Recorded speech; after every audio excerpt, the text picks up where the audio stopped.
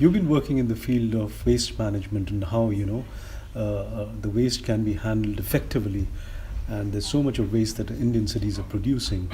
You're fairly a young startup in the city of Bangalore. Where do you see your whole enterprise and your whole project fitting into the concept of smart cities?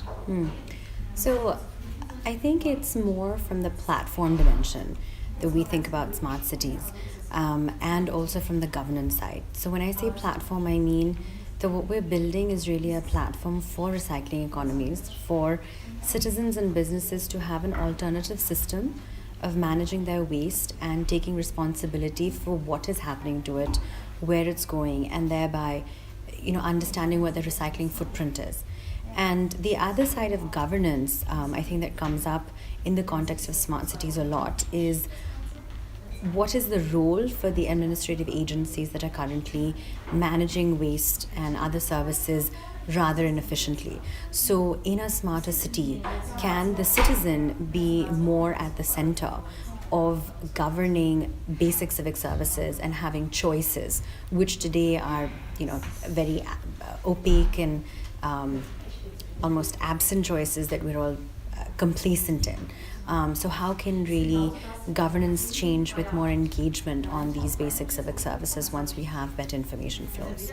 Okay, can you give me 3 bullet points talking about the challenges that you have come across while realizing your project and how you've been able to succeed or overcome these challenges? Just 1, 2, 3 in your order of priority. Sure.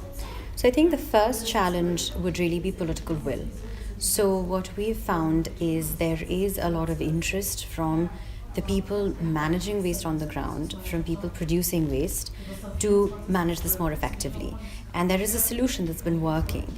However, it also usurps the power structures that are there with regard to the current political system. So I would say political will is the biggest challenge, is if you can get the powers that be to really adopt this and make it scale.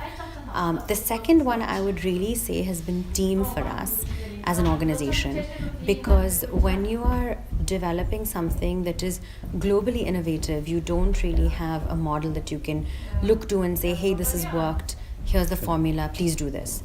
So one challenge has definitely been, I think in India, our education system doesn't really allow us to think and apply ourselves really out of the box. So that has been a challenge in terms of getting the right people who can be partners in thinking about new ways of doing things rather than being given a mold and say, let's fill this. And then the last one would really be in terms of mobilizing resources, and there I'm really talking about funding. So being a startup means that we're a private limited company, and a lot of funding that is available through foundations, and we imagine through a lot of civic foundations and that kind of agency money is not necessarily accessible. And at the same time, we are pretty risky for a business investor, at least we were when we had first started raising fundraising or raising our first round. So I would say that kind of resource mobilization, where even if you have a proven solution, but you're trying to do something that's really new as a startup, is quite challenging.